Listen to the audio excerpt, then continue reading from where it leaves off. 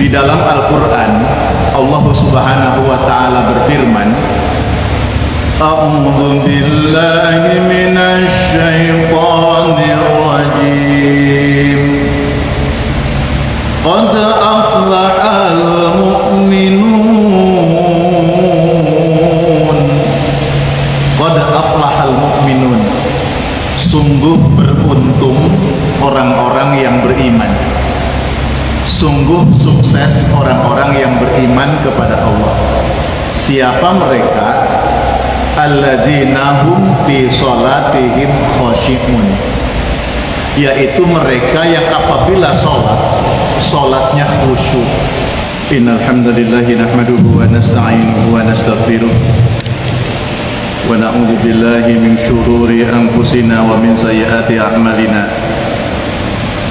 May yahdihillahu fala mudhillalah wa may yudlil falan tajida lahu waliyyan mursyida. Allahumma shalli ala sayyidina Muhammad wa ala alihi wa ashabihi ajmain, amma ba'du. Hadirin jamaah salat zuhur Masjid Baitur Razzaq yang dimuliakan oleh Allah Subhanahu wa Ta'ala. Alhamdulillahirabbil alamin. Senantiasa kita selalu bersyukur kepada Allah Subhanahu wa Ta'ala atas nikmat-nikmat yang Allah curahkan dalam kehidupan ini. Kita bersyukur kepada Allah, hari ini kita masih diberikan sehat walafiat, diberikan kekuatan iman. Mugi-mugi istiqomah, amin ya rabbal alamin. Pada siang ini kita akan mencoba memberikan sebuah pengertian tentang sholat khusyuk, walaupun mungkin baru casingnya saja dulu. Di dalam Al-Quran, Allah Subhanahu wa Ta'ala berfirman, A'udzu billahi minasy syaithanir rajim. Qad aflahal mu'minun. Qad aflahal mu'minun. Sungguh beruntung orang-orang yang beriman. Sungguh sukses orang-orang yang beriman kepada Allah. Siapa mereka? Alladzina hum fi sholatihim khashi'un, yaitu mereka yang apabila sholatnya khusyuk. Apabila mereka menunaikan sholatnya ditunaikan dengan khusyuk. Mungkin pertanyaannya, sholat khusyuk itu sholat yang kayak apa? Apakah sholat khusyuk itu meneng anteng, kalau ada orang lewat di depannya nggak lihat, ada suara dia nggak dengar? Apa begitu sholat khusyuk? Saya katakan, kalau orang sedang sholat, ada orang lewat di depannya, dia tidak tahu, itu bukan khusyuk, tapi matanya buta. Kalau ada suara lalu dia tidak mendengar, itu bukan khusyuk, namanya tuli. Orang khusyuk itu wajar.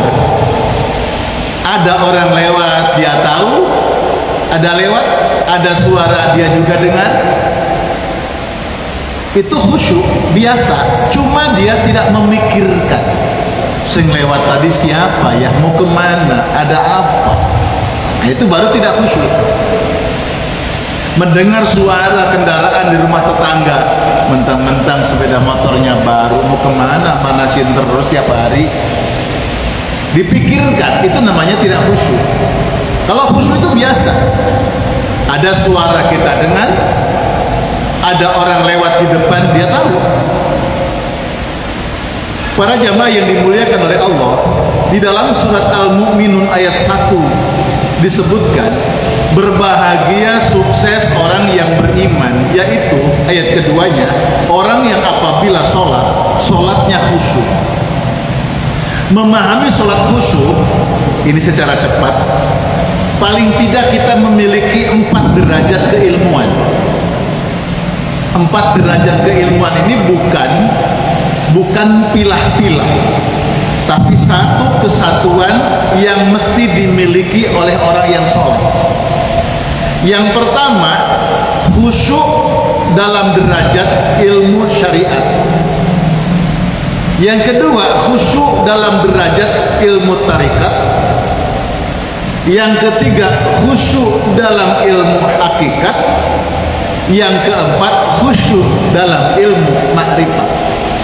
Opo wae, ku angele. Buat angel. Nah, kita pelan-pelan. Pertama, derajat khusyuk secara syariat, secara ilmu fikih. Yang kedua, khusyuk secara tariqat, ilmu tasawuf. Yang keempat, derajat khusyuk secara ilmu hakikat, ilmu tentang tauhid. Yang keempat, khusyuk dalam derajat ilmu ma'rifat, ada hikmah. Ilmu syariat itu ilmu fikih, ilmu fisik, ilmu luaran, ilmu zahir. Jadi apa yang kita ibadah kepada Allah, yang nampak dari gerakan anggota badan kita, ibadah itu namanya derajat ilmu fikih, ilmu syariat, penampakan luar. Kita sholat hadir di sini, oh bentuk fisiknya ini. Kita mengucapkan takbir, Allahu Akbar. Kita taruh kedua tangan kita bersedekah. Itu namanya ilmu syariat, ilmu fikih. Ini pun harus ada ilmunya. Bagaimana tata cara sholatnya yang benar menurut kaifiah fikihnya, bagaimana zikir doa yang benar menurut kaifiah fikihnya, kan begitu. Jadi seluruh gerakan sholat kita, baik dilakukan oleh bentuk fisiknya, gitu kan, oleh ucapan dilisankan dengan mulutnya, dengan lidahnya, itu disebut ilmu syariat, ilmu fikih, ilmu lahiriah. Tapi jangan terbatas di situ, maka harus didukung dengan yang kedua, derajat ilmu tarikat. Apa itu? Ilmu tasawuf. Apa ilmu tasawuf? Ilmu untuk memperbaiki hati.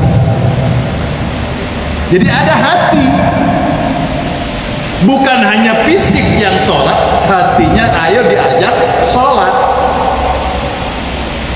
Allahu Akbar, mulutnya mengucapkan kalimat takbir Allahu Akbar, tangan kedua tangannya mengangkat tangan dengan bertakbir, lalu bersedekah, hatinya dia mengucapkan, ya Allah, Engkau yang maha besar, kami ini begitu kecil dan hina di hadapanmu.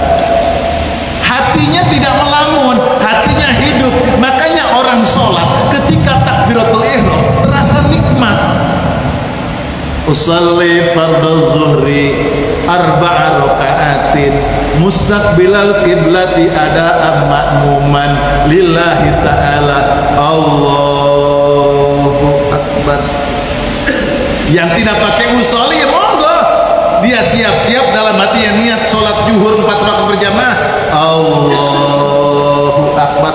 Kita merasakan semua ketika takbiratul ihram, terasa nikmat suasananya itu, nyaman di hati kita. Kenapa? Gerakan fisiknya melakukannya, hatinya hadir kepada Allah Subhanahu wa ta'ala. Jadi ada ilmu tarikat, ilmu tasawuf, ilmu di dalam menghadirkan hati kepada Allah Subhanahu wa ta'ala. Yang ketiga, ada yang disebut dengan ilmu hakikat, ilmu tauhid, ilmu ruh.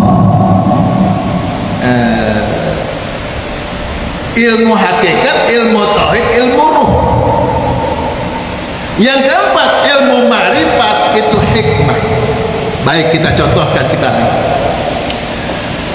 Ibadah yang khusyuk itu ibarat seseorang mau makan buah jeruk atau apalah, rambutan atau mangga. Buah jeruk itu kan ada kulit, ada isi, ada rasa, lalu ada nikmat. Gitu kan? Buah jeruk ada kulit, kulit itu syariat. Gitu kan? Ada isi, itu namanya tarikat. Isinya, rasanya apa? Manis apa kecut? Rasa. Rasa itu ada isi, ada rasa. Rasa itu ilmu tauhid, ilmu hakikat. Rasa menimbulkan apa? Nikmat, manis, enak, tenang. Nikmat, itu namanya ilmu ma'rifat. Untuk kita bisa makan jeruk harus dikupas kulitnya, gitu kan? Untuk tahu rasa harus dimakan isinya, gitu kan? Untuk tahu nikmat kita bisa mengetahui rasanya manis atau seperti apa. Para jamaah, di dalam kulit ada isi, di dalam isi ada rasa, di dalam rasa ada nikmat. Orang belajar sholat, kaifiah fikihnya, di dalam kaifiah fikih syariat itu ada tarikat, ada gerakan hati. Di balik gerakan hati itu ada hakikat, ada tauhid kepada Allah. Selebihnya kita akan merasakan kenikmatan. Maka ada orang merasakan nikmatnya beriman, nikmatnya sholat, nikmatnya zikir. Mereka yang bisa merasakan nikmat itu mereka yang ma'rifatullah, yang kenal Allah di dalam ibadahnya. Tapi ketahui, tidak mungkin orang bisa merasakan nikmat kalau tidak memakan, tidak merasakan. Tidak mungkin bisa merasakan kalau tidak memakan isi. Tidak bisa memakan isi kalau tidak dikupas dulu kulitnya. Maka belajar agama, ayo. Bagaimana cara membaca Quran, bagaimana tata cara sholat, lalu dibenahi hatinya, dikenalkan kepada Allah Subhanahu wa ta'ala. Tak kenal maka tak sayang, tak sayang maka tak cinta, kan begitu. Seseorang untuk bisa mencintai harus kenal dulu orang mana nih cantik, anak siapa sih, bagaimana keturunannya. Oh bagus, lihat tampilan fisiknya bagus, kita jadi senang. Karena perilakunya bagus, kita jadi cinta. Sudah cinta, nikah, merasakan kenikmatan. Dan itulah disebut dengan ma'rifatullah. Sholat juga begitu. Maka untuk bisa mendapatkan sholat yang nikmat, maka kita harus memahami apa yang kita lakukan tersebut. Jamaah yang dimuliakan oleh Allah Subhanahu wa ta'ala, maka sekali lagi, orang yang sholat bukan hanya gerakan fisiknya, di situ ada gerakan hatinya, di situ ada gerakan ruhnya, dan disitulah akan merasakan betapa nikmatnya ibadah kita kepada Allah Subhanahu wa ta'ala. Kenapa? Karena ibadahnya orang yang berjumpa dengan Allah Subhanahu wa ta'ala. Pertanyaan, siapa yang gak senang ketemu Allah? Kita senang ketemu Allah. Di mana kita bisa ketemu Allah? Dimanapun, kapanpun bisa ketemu Allah. Tapi ada momentum di mana kata Allah, jarak aku dengan kamu sangat dekat. Kapan? Ketika mereka sholat. Pada posisi apa? Semua posisi. Dalam hadis dikatakan ketika mereka sujud kepada Allah Subhanahu wa ta'ala. Orang yang sholat, orang yang berjumpa dengan Allah, orang yang dialog dengan Allah. Siapa yang tidak senang berjumpa dengan Allah? Kalau senang berjumpa dengan Allah, maka dia senang berlama-lama. Bagaimana seorang pemuda mencintai pemudi, pemudi mencintai pemuda, ketika ketemu dia tidak ingin cepat untuk berpisah. Dia ingin berlama-lama duduk, dia ingin bercengkrama dalam waktu yang lama. Ketahuilah, seharian terasa sangat sebentar sekali. Kenapa? Dia merasakan betapa nikmatnya berkasih sayang, bercinta, betapa merasakan nikmatnya di dalam sholat, dalam zikirnya, dalam doanya, dalam renungannya, dalam keluhannya, dalam rintihannya, dalam sujudnya, dalam doanya. Dia sangat rindu kepada Allah Subhanahu wa ta'ala.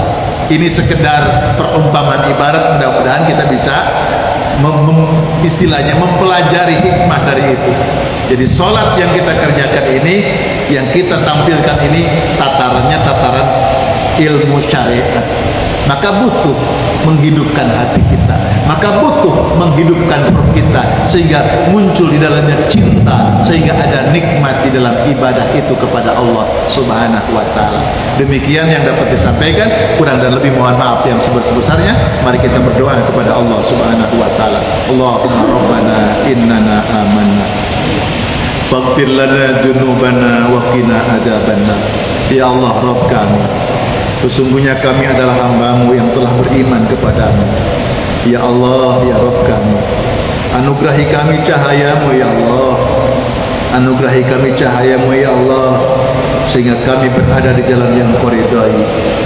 Ya Rabbana, ampun dosa kami, dan karena keimanan kami kepadamu selamatkan hidup kami, dunia dan akhirat kami. Allahumma ya Rabbana, bimbing selalu kami di jalan yang Kau ridhai. Jadikanlah kami golongan hamba-Mu yang gemar menunaikan ketaatan, gemar menunaikan amal soleh, gemar menunaikan kebaikan, amal soleh yang Kau ridhai. Ya Rabbana, baikkanlah kehidupan kami ya Allah, baikkanlah pula kehidupan anak-anak cucu-cucu kami, baikkanlah pula ya Rabb nasib bangsa Indonesia. Ya Allah, terimalah taubat kami, berkahi umur kami, berkahi keluarga kami, anak-anak kami, berkahi usaha pekerjaan kami, berkahi ya Allah sisa umur kami sampai saatnya pulang kepadamu. Engkau anugerahi kami husnul khatimah, wafat dalam keadaan iman dan Islam, wafat dalam ketaatan kepadamu ya Rabb, wafat dalam keadaan menunaikan amal soleh yang Kau ridhai. Rabbana atina fid dunya hasanah wa fil akhirati hasanah wa qina adzabannar walhamdulillahi rabbil alamin. Terima kasih, mohon maaf lahir dan batin. Wallahul muwaffiq ila aqwamit thoriq wa billahi hidayah wat taufiq. Assalamualaikum warahmatullahi wabarakatuh.